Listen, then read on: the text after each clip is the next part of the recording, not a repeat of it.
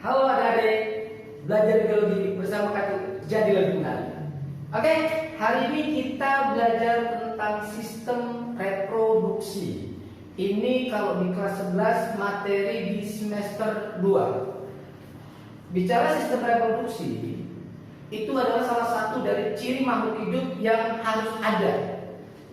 Gitu. Nah, jika pada manusia bahwa reproduksi itu dilakukan secara seksual atau secara kawin, yang artinya bahwa reproduksi itu bertujuan untuk menghasilkan keturunan untuk keberlangsungan hidupnya, gitu kira-kira. Nah, pada bab kali ini di bab sistem reproduksi kita akan membahas 3 subbab, yaitu yang pertama organ reproduksi pada manusia yang pada laki-laki, yang kedua reproduksi pada wanita, yang ketiga itu tentang proses pembentukan gamet atau dalam bahasa kerennya gametogenesis. Oke, kita lanjut. Nah, bisa dilihat ini adalah gambar organ reproduksi pada laki-laki. Setidaknya ada 9 bagian yang akan kita bahas di situ. Kita kupas satu-satu. Oke. Nah, yang pertama, gambar yang pertama itu adalah kantong sperma atau kantong semen. Dalam bahasa kerennya itu disebut sebagai vesicula seminalis, adik-adik. Nah, peranannya vesicula seminalis itu fungsinya untuk memberi nutrisi pada sperma. Biasanya dia berwarna agak kekuningan, itu si vesicula seminalis, ya. Selanjutnya, yang kedua itu ada kelenjar prostat.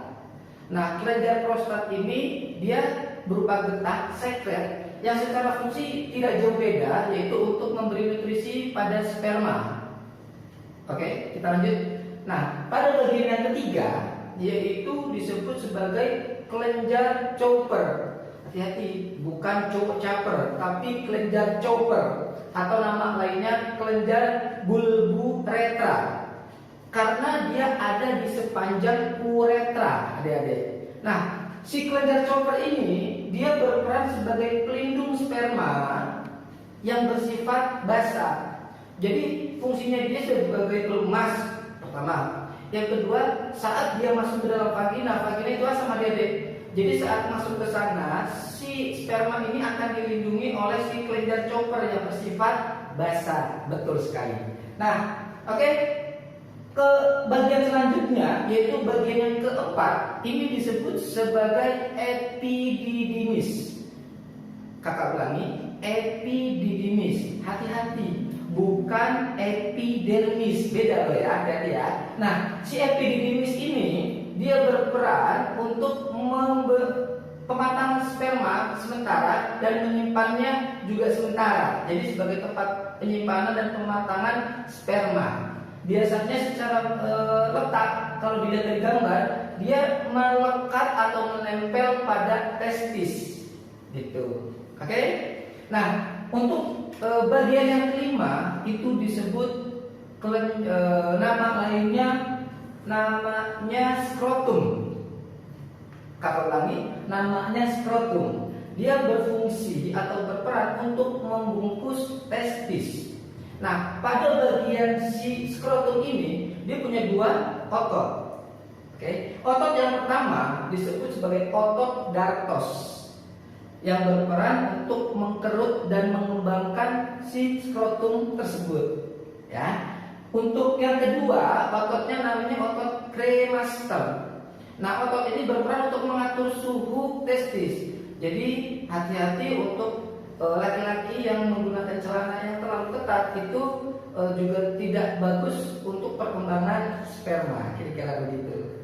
Kita lanjut ke bagian selanjutnya ya. Nah, untuk nomor atau bagian yang keenam itu disebut sebagai testis atau dalam nama lainnya buah zakar. Manusia atau laki-laki memiliki sepasang testis yang fungsinya ya itu untuk menghasilkan sperma dan menghasilkan hormon. Hormonnya mirip dengan namanya. Kalau namanya testis, hormonnya namanya testosteron. Ya. Oke. Nah, di dalam testis itu ada beberapa bagian salah satunya ada namanya tubulus seminiferus. Dari kalimat atau dari katanya itu tubulus, artinya dia berupa tabung yang berkelok-kelok. Nah, disitulah tempat sebenarnya yang sebagai tempat untuk menghasilkan sperma. Kemudian di testis ada bagian lain namanya sel Sertoli. Dia berperan untuk memberi nutrisi sperma. Kemudian yang ketiga di bagian yang ada namanya sel Leydig, berperan atau berfungsi untuk menghasilkan hormon testosteron. Oke, itu bagian ke-6. Untuk bagian selanjutnya, bagian ke-7 itu yang bagian ke-7 itu namanya penis. Nah, penis ini berfungsi sebagai organ kopulasi. Artinya organ kopulasi itu di mana dia nanti yang akan berhubungan dengan vagina pada wanita, gitu ya. Itu penis. Nah, di dalam penis itu banyak sekali pembuluh darah yang menyebabkan saat pembuluh darah banyak yang mengalir ke dalam penis atau ke bagian penis, maka terjadi yang namanya ejakulasi, kemudian terjadi proses ereksi. Nah, kira-kira begitu aja deh. Itu di bagian nomor 7. Nah, untuk bagian yang nomor 8 di tengah-tengah penis itu ada yang namanya uretra. Hati-hati, uretra berbeda dengan ureter. Kalau ureter itu yang menghubungkan dari ginjal ke kantung kemih, kalau uretra itu ada di saluran reproduksi. Nah, peran dari si uretra ini dia mengeluarkan urin dan mengeluarkan sperma. Jadi ada dua peranannya ya, jangan lupa itu.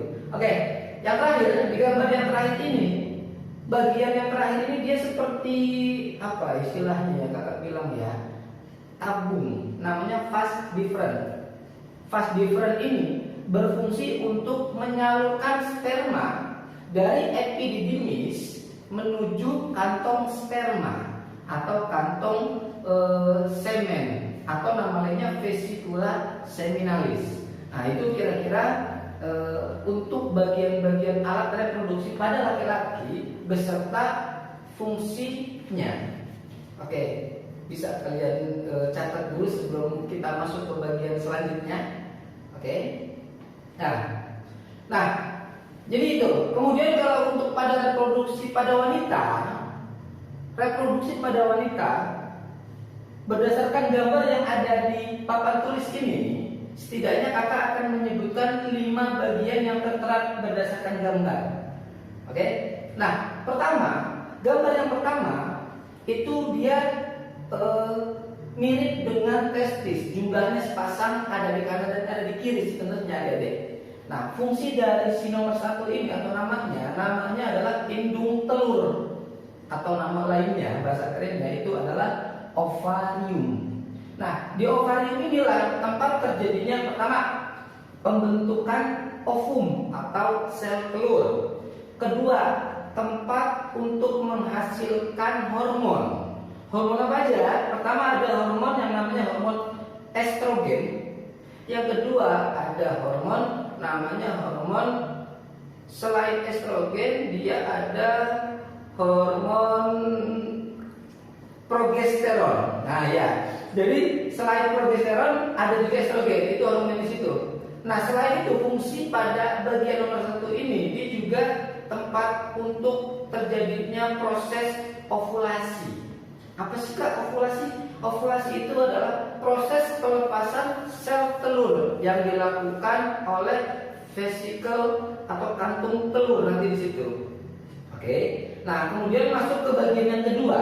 Di gambar bagian yang kedua itu disebut sebagai tuba fallopi atau nama lainnya ovidum. Nah, disitulah tempat janjian kalau kakak bilang.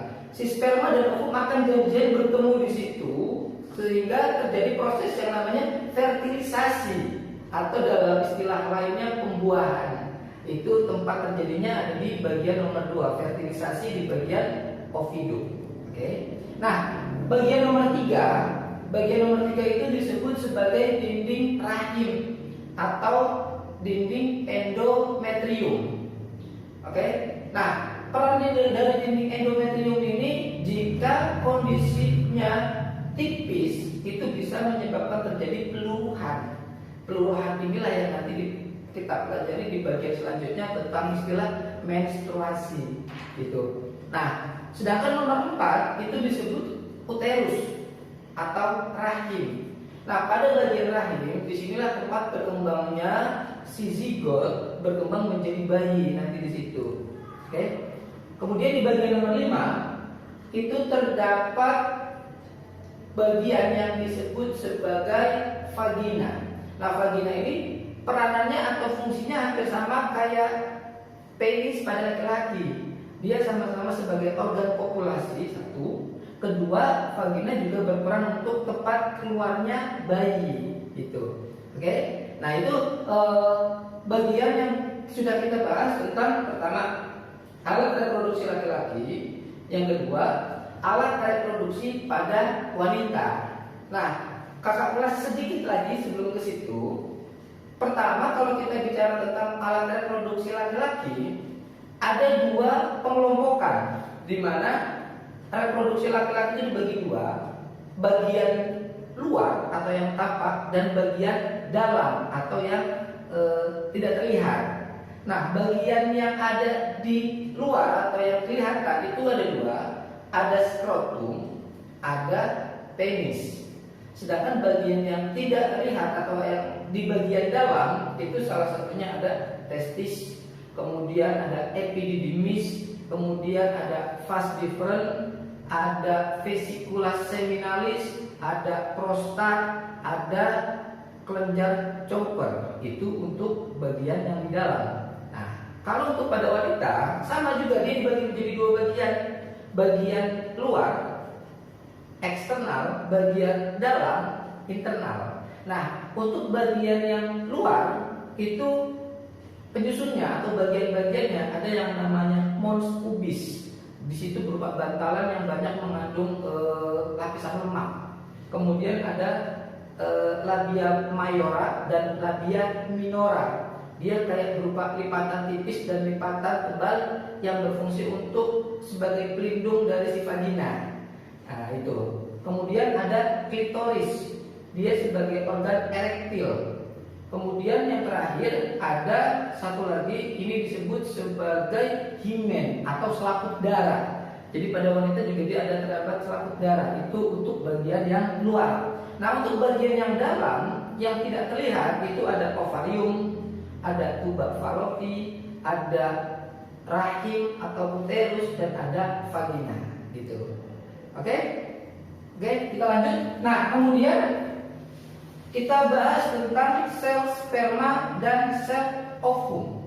Kita bahas dulu pertama tentang sel sperma, bahwa laki-laki pada dasarnya kalau kita bicara reproduksi, maka yang akan dikeluarkan oleh laki-laki itu salah satunya adalah sel sperma.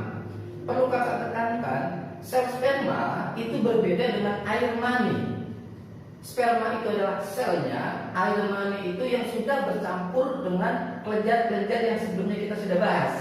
Nah, berdasarkan gambarnya, sel sperma ini ada beberapa bagian. Pertama, nomor 1 itu disebut sebagai daerah kepala atau akrosom. Nah, pada bagian kepala atau akrosom ini dia berperan sebagai bagian yang berfungsi untuk menembus si ovum. Nah, jadi dia masuk nanti untuk melubangin lapisannya, lapisan pada ovum. Nah, pada bagian yang kedua itu adalah nukleus. Di mana nukleus kalau kita belajar dulu di kelas 11 semester 1, fungsi nukleus adalah dia membawa materi genetik, gen. Itulah yang nanti akan diwariskan ke anak keturunannya. Oke. Nah, kemudian pada bagian yang ketiga pada sel sperma itu ada bagian leher, di mana di leher itu terdapat banyak sekali sel-sel yang mengandung mitokondria. Apa sih mitokondria? Nah, itu sama, kita coba review ulang. Itu ada di materi di semester 1, di mana mitokondria dia berperan untuk menghasilkan energi yang berperan untuk pergerakan, untuk si sperma bisa bergerak itu butuh energi. Nah, dihasilkannya itu di bagian nomor 3, di bagian leher yang terdapat mitokondria, ya deh. Oke. Nah, kemudian yang terakhir di nomor 4 itu ekor. Fungsi ekor pada sel sperma itu sebagai pergerakan untuk bergerak si sperma menuju ovum. Bisa dipahami? Oke. Kemudian pada bagian selanjutnya, di gambar selanjutnya kita akan bahas tentang sel telur atau ovum.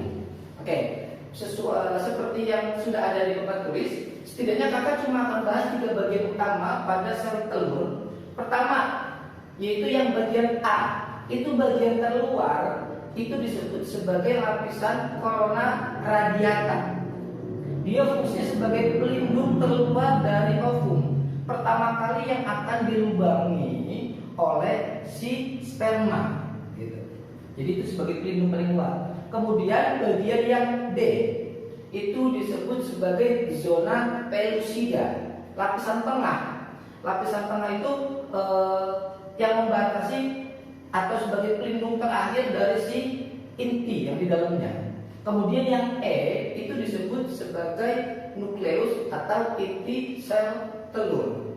Seperti itu kira-kira, Dede. Bisa dipahami? Oke, kalau bisa dipahami, untuk bagian yang terakhir nih, yaitu tentang proses pembentukan sel gamet, atau dalam bahasa lainnya namanya gametogenesis. Dari katanya sel gamet berarti ada 2 jenis. Kalau bicara sel gamet atau sel kelamin berarti ada 2 jenis. Pertama, sel sperma. Maka prosesnya namanya spermatogenesis. Yang kedua, sel telur. Maka proses pembentukannya namanya oogenesis. Jadi nggak mesti harus sama ya. Kalau spermatogenesis bukan berarti telur genesis, no. Tapi kalau telur namanya oogenesis. Bisa dipahami? Oke. Kemudian kita bahas satu-satu dari komponennya atau dari proses pembentukannya. Pertama kita bahas dulu tentang spermatogenesis atau proses pembentukan sperma. Berdasarkan gambar yang ada di papan tulis, bagian yang pertama itu disebut sebagai spermatogonium. Dia punya sifat 2N. Ada yang masih ingat 2N? Ya, betul. 2N itu adalah diploid. Pintar sekali ya dari saya. Bagian yang kedua itu namanya spermatosit primer. Dia juga bersifat 2N.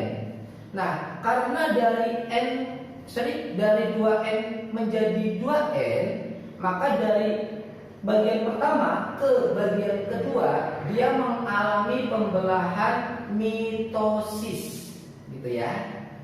Oke. Nah, kemudian di bagian yang ketiga itu dia menghasilkan 2 sel spermatosit sekunder. Dia bersifat N. Apa N? Ya, betul. Haploid. Betul sekali adik-adik. Jadi di bagian ketiga ini disebut sebagai spermatosit sekunder yang bersifat N atau haploid. Nah, pada tahapan kedua menuju ketiga itu disebut sebagai pembelahan meiosis 1. Betul.